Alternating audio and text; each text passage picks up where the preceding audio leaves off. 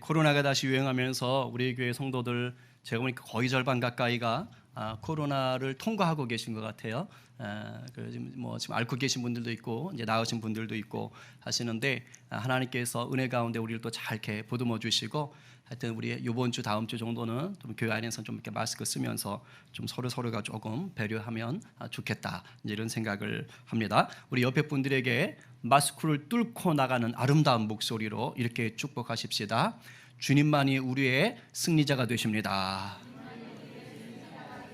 한 번 더 또 다른 분에게 이제 한 번 인사했으니까 안면 근육을 더 펼쳐서 더 웃으면서 이렇게 축복합니다. 주님은 우리의 큰 기쁨 되십니다. 할렐루야. 우리 김성희 집사님 막 이렇게 하면서 막 에버랜드 온 것 같아요. 너무 좋습니다. 우리 지난 한 주 감성했던 거 아마 굉장히 헷갈리셨을 텐데 그래도 한번 도전해 봅시다. 자, 시작. 큰 음성으로 이르되 죽임을 당하신 어린 양은 능력과 부와 지혜와 힘과 존귀와 영광과 찬송을 받으시기에 합당하도다 하더라. 요한계시록 5장 12절 말씀. 우리 주님에게 그냥 듣기 좋은 소리 한 게 절대 아니라 그랬지요. 우리 주님은 저런 분이심을 여러분들이 확실히 믿고 그 안에서 참된 기쁨을 누리게 되기를 간절히 축복합니다. 아멘입니다.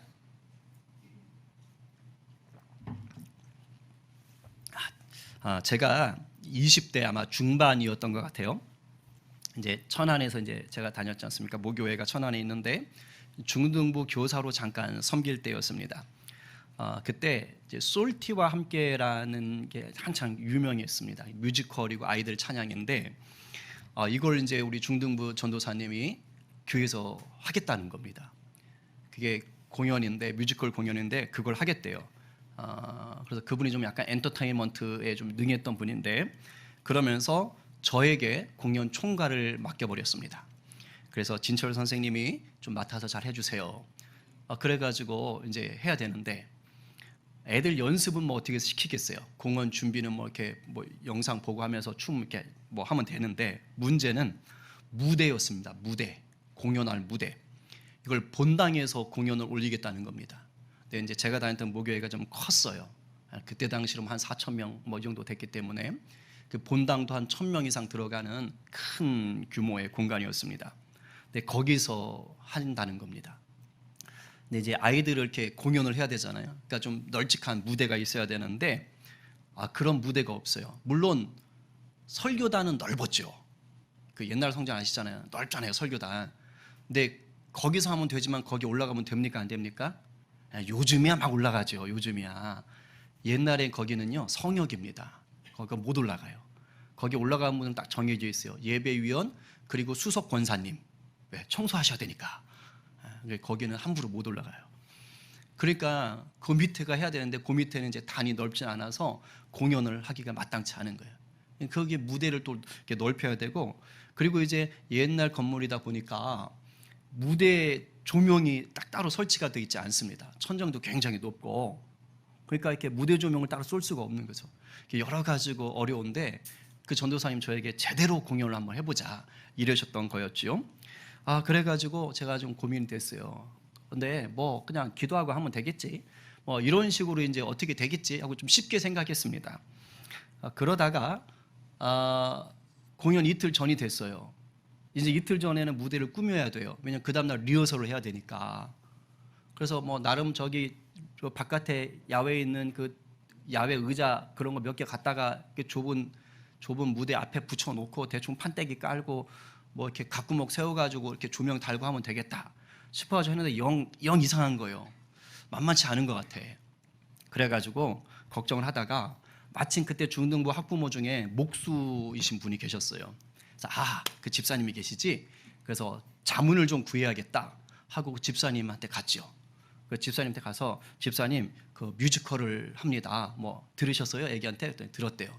그래서 이차저차 이렇게 해서 이렇게 하려고 하는데 앞에 본당 앞에 무대를 이렇게 꾸미고 하려고 하는데 집사님 어떤 식으로 하면 됩니까? 그랬더니 뭐 대충 설명을 하셔요. 그러면서 이렇게 해요. 근데 그 필요한 장비 있냐? 근데 뭔 장비인지 모르겠는 거야. 그러니까 지금은 알겠어. 에어 컴프레셔. 그다음에 뭐 이렇게 전기톱 있잖아요. 직수 뭐 이런 것들 얘기하신 거예요. 근데 제가 그때 뭘 알겠어요. 그래서 아니요. 천진난만하게 아니요. 딱 이렇게 하셨습니다. 그랬더니 그런 것도 없이 이제 만들려고 했던 거죠. 자, 그랬더니 집사님께서 저를 한동안 이렇게 쳐다보시는 거예요. 그러더니 참 불쌍해서 안 되겠네. 그러더니 갑자기 짐을 막 챙기시는 거예요. 짐을 챙기더니 갑시다. 그러더니 저를 앞세워서 교회로 오신 겁니다. 그래가지고 트럭에다가 짐을 다 챙겨가지고 오셔서 그분이 혼자서 다 만들어 주셨어요. 그래서 무대를 정말 그럴듯하게 자기 전문가요. 혼자서 그걸 다 하시더라고요. 그래가지고 다 만들어 주셨는데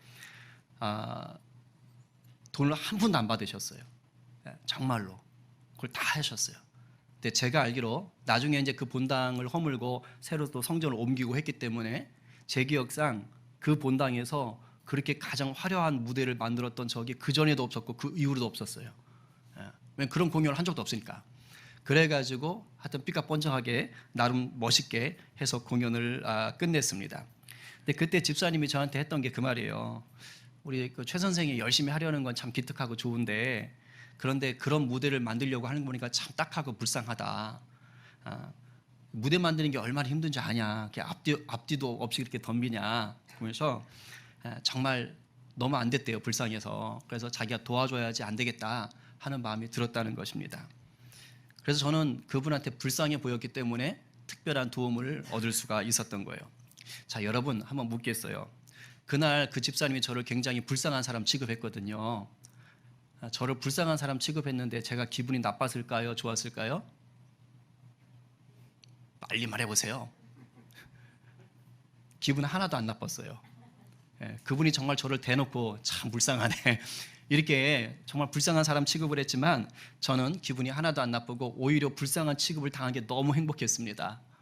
그 덕분에 저는 정말 손 하나 물 한 번 안 묻히고 그 무대를 다 그분이 다 알아서 해주셨어요. 만약에 이거를 제가 청년들 불러서 했다, 지금 생각하면 아찔해요. 부실공사로 대형 사고가 났을 겁니다. 뭐 애들 막 뛰고 해야 되는 거거든요. 큰일 날 뻔했죠. 그런데 제가 그분께 불쌍히 여김을 받는 바람에 정말 분에 넘치는 은혜를 입었던 것입니다. 여러분, 불쌍히 여김을 받는다, 이거 어떻게 생각하세요? 대부분 많은 사람들은 내가 불쌍한 사람 취급받는다, 이거 안 좋아합니다. 누가 나를 불쌍하게 여기고 불쌍한 사람 취급하잖아요. 자존심 상해해요. 막 부끄러워합니다. 수치심을 느낍니다.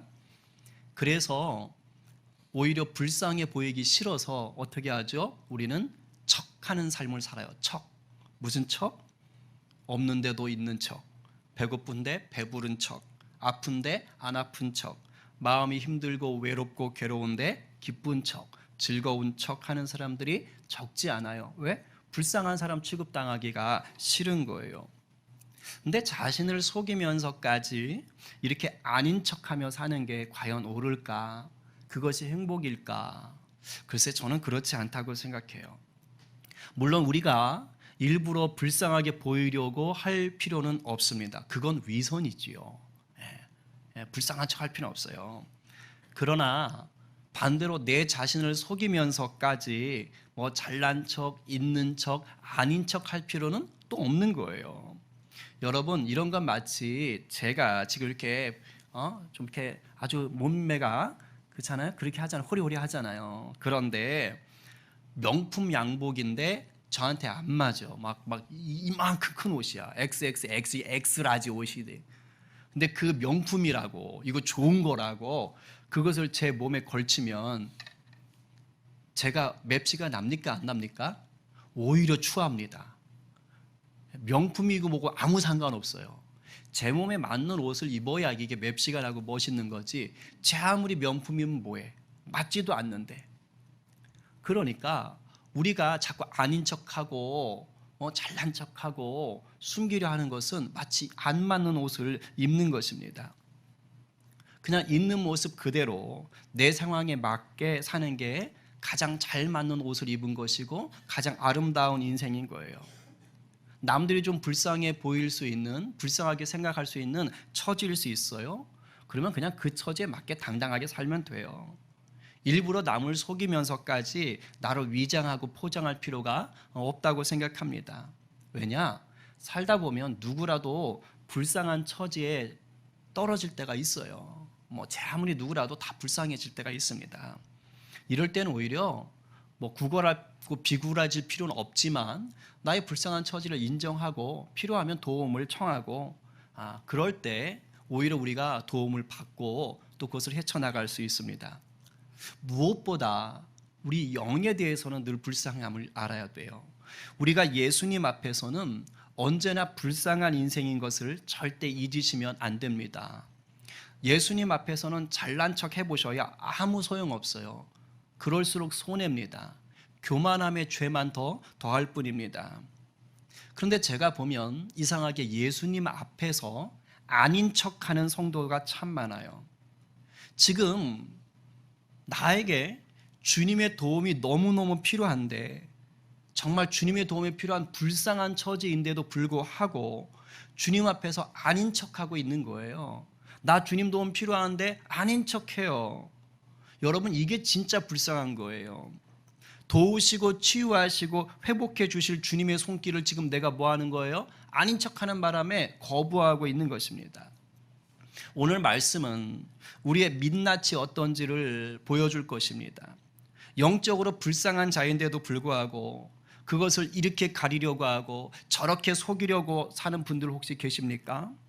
그렇다면 오늘 말씀 앞에서 이 영적인 가면을 모두 좀 벗어버리고 십자가에 못 박으시기 바랍니다. 그래야 참된 치유와 회복과 자유를 누릴 수 있는 것이지요. 본문으로 들어갈게요. 예수님께서 지금 여리고라는 도시를 막 떠나려고 하십니다. 지금 이제 그곳을 떠나서 30km 정도 가면 예루살렘인데 예루살렘에 가시는 길이에요. 예루살렘에 가셔서 십자가에 못 박혀 죽으시기 위하여 지금 그쪽으로 가려고 합니다. 수많은 사람들이 예수님을 따르고 있습니다. 그럴 만도 하지요. 왜냐하면 엄청난 기적을 보았고 예수님의 그 금과 옥조 같은 말씀을 들었습니다. 그러니 거기에 매료가 됐지요. 거기다가 이제 6월절입니다. 모든 20대 이상의 남자들은 6월절이 되면 예루살렘에 가서 예배해야 됩니다. 그러니까 겸사겸사 지금 예수님을 따르는 무리들이 많은 겁니다. 수많은 사람들이 움직이니까 조용할 리가 없지요. 웅성웅성 어수선합니다. 거기다가 막 예수님 예수님 예수님 하는 소리도 나요. 돛대기 시장입니다. 정신이 없었을 거예요. 그런데 그 어수선하고 웅성거리는 것을 뒤로 하고 저쪽 길가에서 굉장히 다급하고 큰 소리가 들려오는 거예요. 주여 우리를 불쌍히 여기소서 다윗의 자손이여 하면서 소리가 들리는 겁니다. 맹인 두 사람이 길가에 구걸하면서 앉아 있었는데 예수님이 지나간다는 소리를 듣고 지금 목이 터져라 외치고 있는 거예요. 여러분, 맹인 두 사람입니다. 맹인입니다. 앞을 보지 못합니다. 그런데 오늘날은 그렇지 않지만 이 시대는 맹인에 대해서 이런 생각을 갖고 있었어요. 저 사람은 죄인이구나. 하나님 앞에 죄를 지어서 눈을 못 보게 되었구나. 이렇게 죄인이라고 낙인을 찍었습니다. 그러니 하나님이 벌하셨다라고 생각했으니 사람 대접을 안 했겠지요? 무시했습니다. 함부로 대했습니다. 그러니 맹인이 되면 정상적인 사회활동 할 수가 없습니다. 오늘날과 같은 배려나 혜택이 없습니다. 결국 어떻게 살아요? 구걸하며 살 수밖에 없습니다. 앞을 볼 수 없는 그 치명적인 질병에 걸린 것도 억울한데 비참한데 거기에 죄인이라는 낙인까지 찍혀서 구걸을 해야만 살 수 있는 밑바닥 인생, 그게 바로 맹인들입니다. 그런데 이렇게 비참한 인생, 밑바닥 인생이 이 두 맹인에게 꿈을 꾸게 되는 어떤 소문이 들렸던 거예요. 여리고는 수많은 사람들이 왔다 갔다 하는 번화가 거리입니다. 이마트나 서현역, 야탐역 앞에 그런 데예요. 조심하세요. 요즘 칼불이 많으니까. 그렇죠? 하여튼 그런 데입니다. 그런 데 앉아서 지금 구걸하고 있으니 사람들이 오가면서 세상 얘기하는 걸 많이 들을 거 아닙니까? 그런데 언제부턴가 이런 얘기가 들리는 거예요. 사람들 입에서 예수라는 사람 알아? 예수라는 사람이 대단해. 야, 그 목수의 아들인데 엄청나 얘기하는 거예요. 그러면서 병든 자를 낫게 했대. 귀신을 쫓아냈대. 오병이어 기적 아시지요? 네. 오병이어 기적. 떡, 물고기 가지고 5천 명 남자들을 먹이고도 남았대. 뭐 이런 얘기들이 지금 막 돌아다니는 겁니다. 또 사람들이 그런 거예요. 야, 근데 다윗의 자손이래. 하나님의 아들이래. 뭐 이런 얘기까지 막 들리는 거예요. 그 신기했겠죠. 그래서 그 두 맹인이 그렇게 얘기했을 것 같아요. 야, 친구야. 우리도 예수라는 사람을 만나면 우리 눈 뜰 수 있을까? 우리도 바뀔 수 있을까? 우리도 다시 고침받을 수 있을까? 아, 그렇겠지? 그러니까 사람들이 저렇게 얘기하겠지? 아마도 꿈을 꿨을 것 같아요. 그러던 어느 날이었습니다. 마침내 그날이 온 거예요. 저쪽에서 예수님 오신다 라는 소리가 들리기 시작한 것입니다. 수많은 사람들의 함성과 웅성거림이 점점 가까워지는 거예요. 확실히 평상시하고는 다른 거예요. 안 그래도 사람들이 많았던 때지만 더 많은 거예요. 근데 예수 막 그러는 것입니다. 그러니까 두 맹인이 오셨다, 오늘이다, 그날이야 하면서 참지 못하고 외친 게 바로 뭐예요? 주여 우리를 불쌍히 여기소서. 다윗의 자손이요. 여러분들 지금 이것을 그 맹인의 심정으로 보셔야 되는 거예요. 그냥 성경 구절에 인쇄가 되어져 있는 글씨로 보시면 안 되는 거예요. 주여 우리를 불쌍히 여기소서, 다윗의 자손이여 하면서 지금 부르짖고 있는 것입니다. 근데 저 말이 독특한 말입니다. 지금 예수님 이렇게 부르지를 않았어요. 주여 다윗의 자손이여 라고 부르고 있습니다. 이게 무슨 뜻입니까? 이 맹인들은 지식이 있어요. 무슨 지식? 구약에 예언된 그 메시아, 하나님의 아들, 그분이 바로 예수구나 라는 것을 지금 연결하고 있는 거예요. 아, 구약에서 얘기하던 다윗의 자손에서 메시아가 오신다 그랬구나. 그분이 주님이시지, 맞지? 그런데 그분이 예수님이신 거야? 할렐루야, 맞구나, 맞나봐, 맞을 거야, 맞지? 하면서 지금 믿음으로 외치고 있는 것입니다. 육신의 눈은 멀었지만 무슨 눈이 열려 있어요? 메시아를 볼 수 있는 영적인 눈이 열려 있는 것입니다. 놀라운 것이지요. 바로 그 메시아이신 예수님 앞에 이 두 맹인이 지금 자신들이 불쌍합니다. 자신들은 도움이 필요한 처지입니다. 나는 지금 아닌 척 잘난 척 할 수 있는 자가 아닙니다. 주님 나를 불쌍히 여겨주십시오. 메시아여 나를 불쌍히 여겨주십시오. 그리스도여 나를 불쌍히 여겨주십시오 라고 지금 외치고 있는 것이에요. 그런데 그곳에 있던 수많은 사람들은 지금 어떻지요?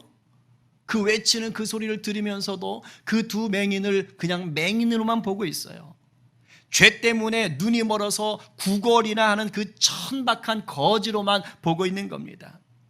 그래서 지금 이 사람들이 목이 터져라 주여 다윗의 자손이여 불쌍히 여기소서 라고 부르짖는데 이 수많은 무리들에게는 그 소리가 어떻게 들려요?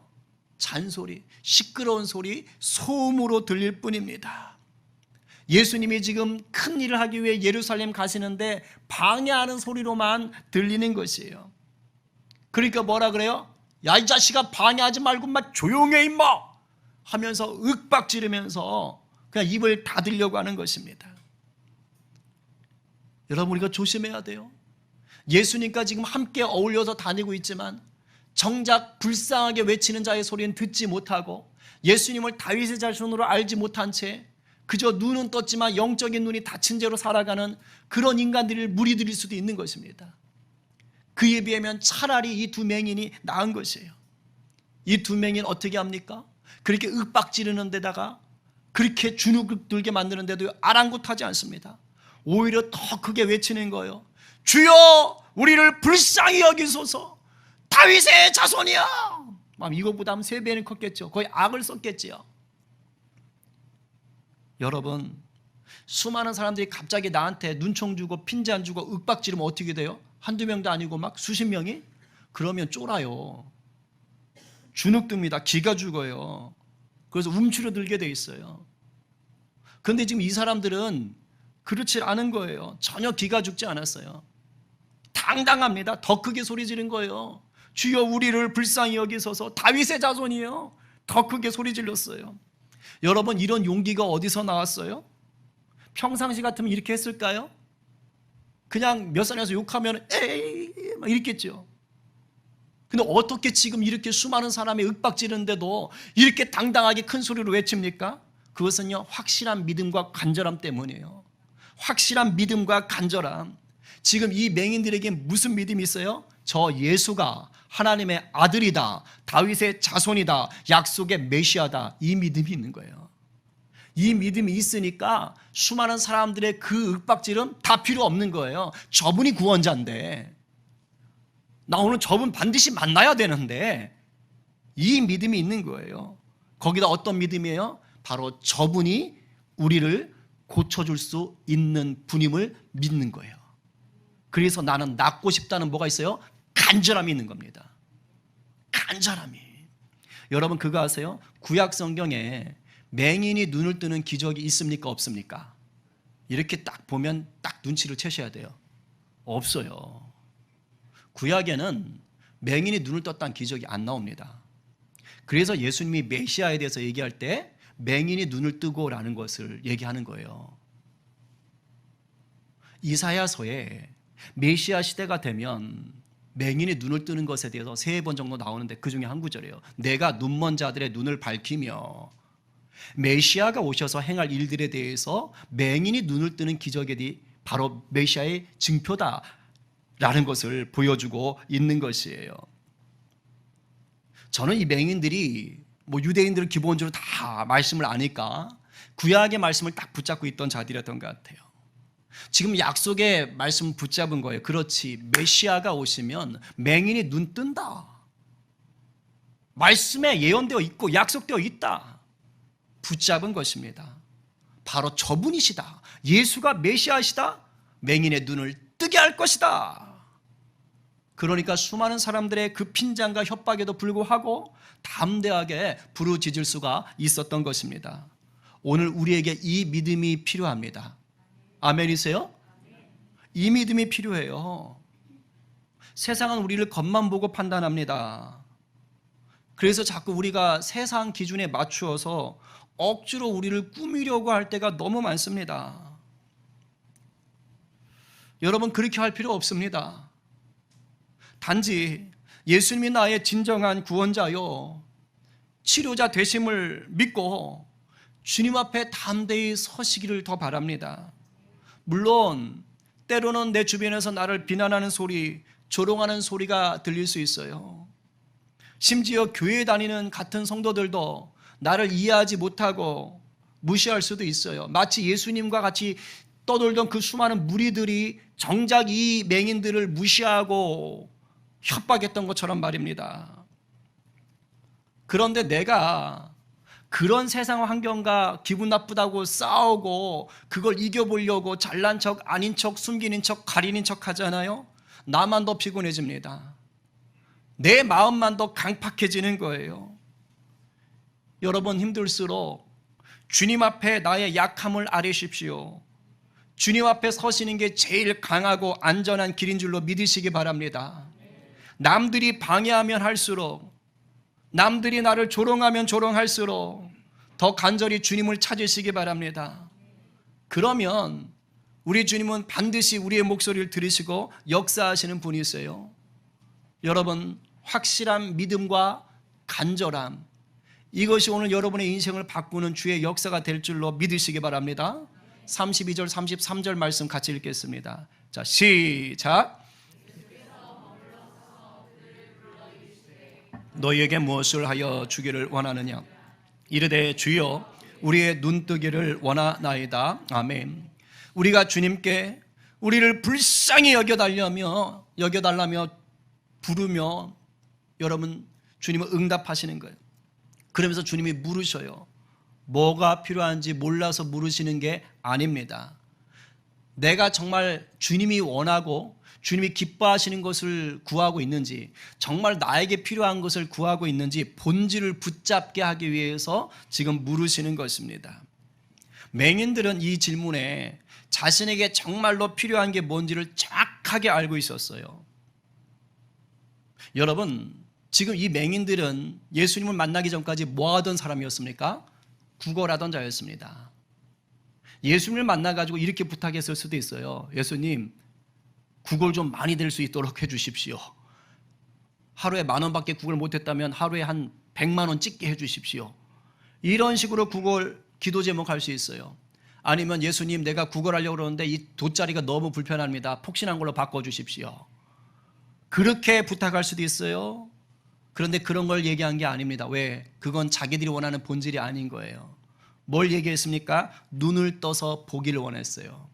여러분, 여기에 깊은 것이 의미가 담겨 있어요. 눈을 떠서 보기를 원했다는 말, 이 말은 뭘까요? 눈을 떠서 보는 세상이 어떻다라는 것을 이미 알고 있다, 모른다? 이미 알고 있다는 뜻이에요. 달리 말하면 이 사람들은 나면서부터 맹인이 아닐 확률이 높아요. 이미 세상을 보던 자들입니다. 세상이 어떤지 알던 자들이에요. 그러다 눈이 먼 거예요. 그러니까 뭐 하는 거예요? 다시 정상적으로 세상을 보던 그 때로 돌아가고 싶었던 거예요. 왜곡되지 않고 무너지지 않고 그 상태로 돌아가고 싶었던 것입니다. 마치 에덴을 한번 경험한 자는 에덴에서 쫓겨났을 때 어디로 돌아가길 꿈꿀까요? 에덴으로 돌아가길 꿈꿉니다. 여러분, 탕자의 비유에 나오는 두 번째 아들 탕자, 아버지 유산 가지고 잘 살아보겠다고 떠나가지고 마음껏 살다가 결국엔 어디를 생각합니까?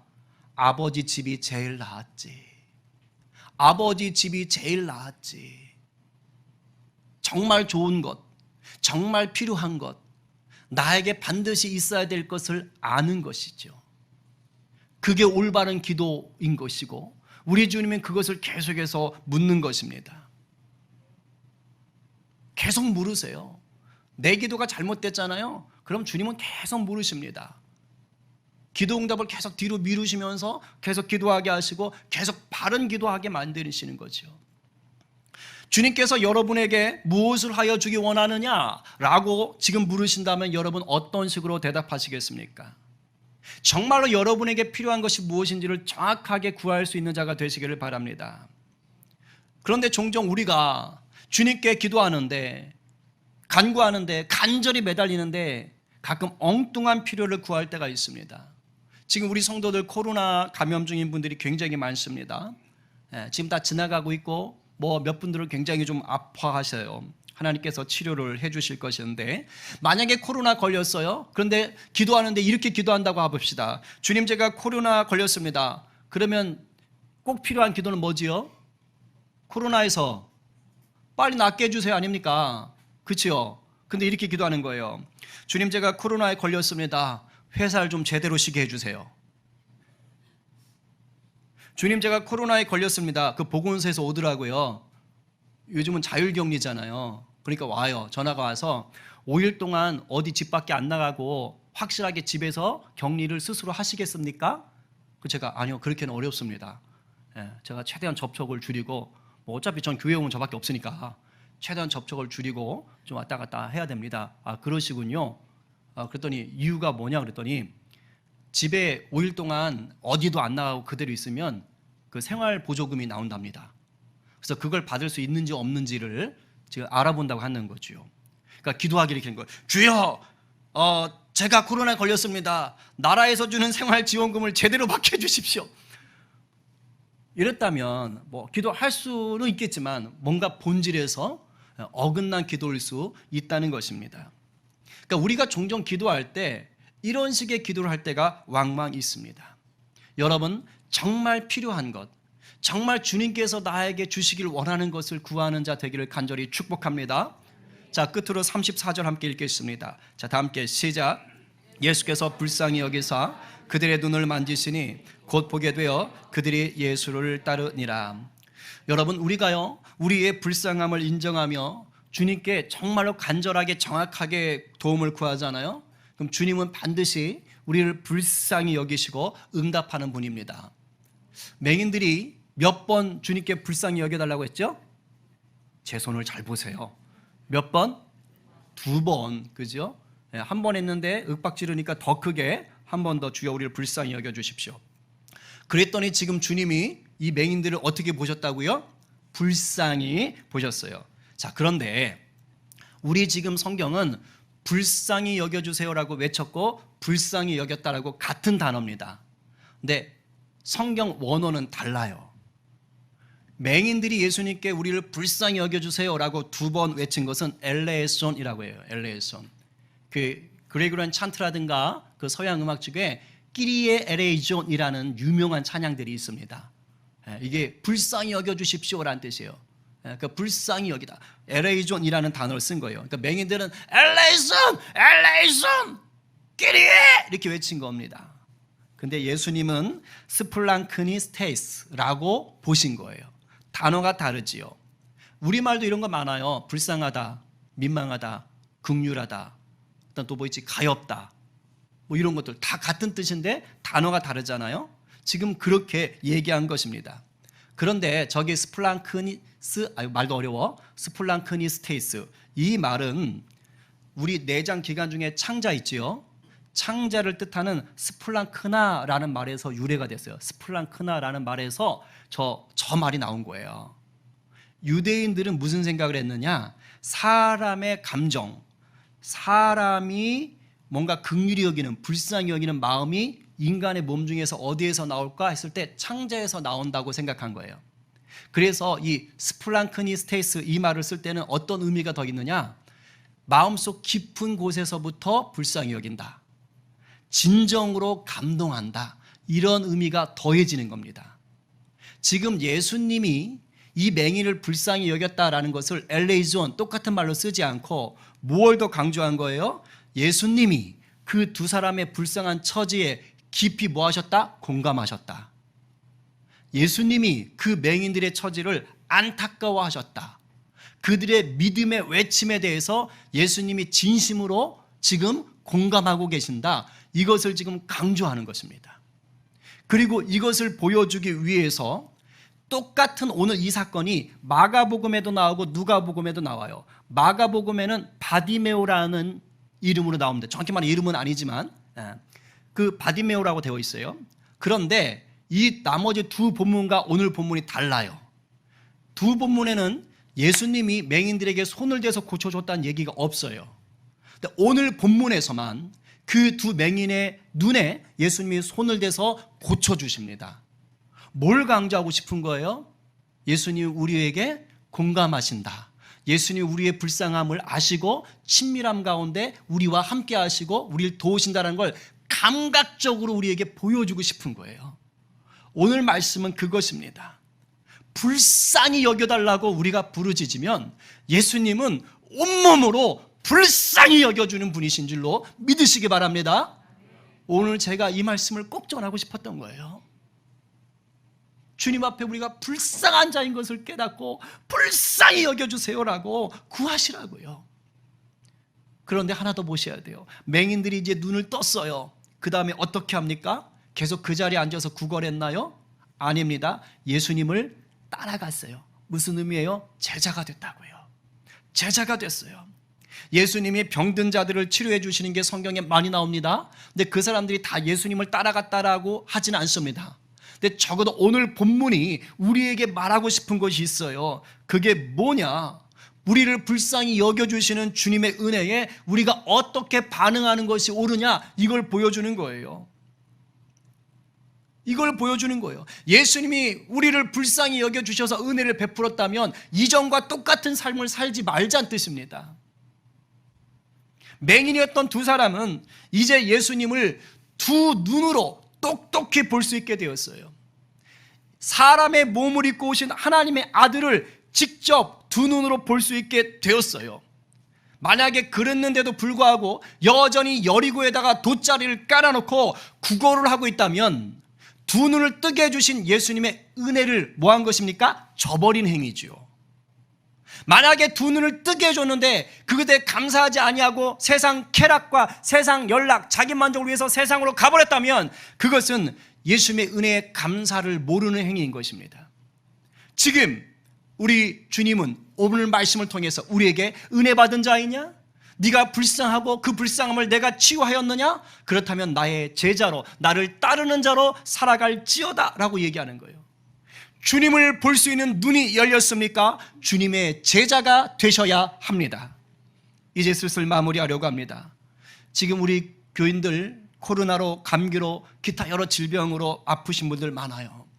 그리고 물질적으로도 살림이 정말 팍팍한 분들도 있어요. 그리고 우리 성도들 중엔 세상에서 경쟁하느라고 거기서 살아남으려고 발버둥 치면서 마음이 공허하고 불안한 분들도 있습니다. 이 말은 뭐예요? 주님 앞에서 우리는 다 불쌍한 자들인 거예요. 믿으세요? 아닌 척하지 마시라고요. 우리는 그 어느 누구나 주님 앞에 불쌍할 수밖에 없는 처지입니다. 그런데 우리는 주님 안에서만 이 불쌍함을 치유받고 회복을 누릴 수가 있습니다. 그렇다면 이제 어떻게 해야 됩니까? 맹인처럼 하시는 거예요. 부르짖으시라고요. 주여 나를 불쌍히 여기소서. 다윗의 자손 예수여 나를 불쌍히 여기소서. 이 확실한 믿음을 가지고 간절함을 가지고 부르짖으셔야 돼요. 그런데 이렇게 불쌍한 처지인데 이걸 모르는 분들이 너무 많다니까요. 영적으로 무감각하고 무지한 분들인 것입니다. 오늘 깨달으시기 바랍니다. 또 자신이 불쌍한 처지인 건 아는데 부르짖지 못하는 분들도 너무 많으세요. 그래서 오히려 자신의 이 불쌍한 처지를 돈으로 가리고 자신의 업무 능력으로 속이고 인맥으로 가리고 자존심으로 속이고 봉사하는 것으로 가려보려고 하는 자들이 많습니다. 죄송합니다. 주님 앞에서 가려지지 않습니다. 스스로 속일 뿐입니다. 왕 대신 주님을 인정하지 못하고 계신 겁니다. 이런 분들 역시 오늘 성령 안에서 깨닫고 겸손히 부르짖는 입술 되기를 간절히 축복합니다. 그렇습니다. 우리가 우리 자신의 불쌍함을 인정하고 주님께 불쌍히 여겨달라고 부르짖으면 우리 주님은 들으십니다. 귀 기울여 주십니다. 상처난 마음을 만져주시고 위로하시고 나의 환경을 다스릴 수 있는 능력도 더하여 주십니다. 내 삶에 꼭 필요한 것들도 우리 주님의 때에 채워주시고 나를 도와줄 만한 손길들도 보내주시는 줄로 믿으시기 바랍니다. 특별히 코로나와 각종 질병들 우리 주님 불쌍히 여기셔서 치료해 주실 줄로 믿습니다. 말라기 4장 2절 말씀을 오늘 붙잡으시기 바랍니다. 우리 다 함께 큰 소리로 시작. 내 이름을 경외하는 너희에게는 공의로운 해가 떠올라서 치료하는 광선을 비추리니 너희가 나가서 외양간에서 나온 송아지같이 뛰리라. 오늘 누가 나를 불쌍히 여기시는 주님 앞에서 나의 불쌍함을 솔직하게 아뢰며 은혜를 구하시겠습니까? 오늘 누가 내 눈을 열어 주님을 보게 하신 것에 감사하며 주님의 제자로 살아가시겠습니까? 이 말씀 앞에 아멘입니다. 주님 제가 여기 있습니다 라고 고백하는 저와 여러분 모두가 되기를 간절히 축원합니다.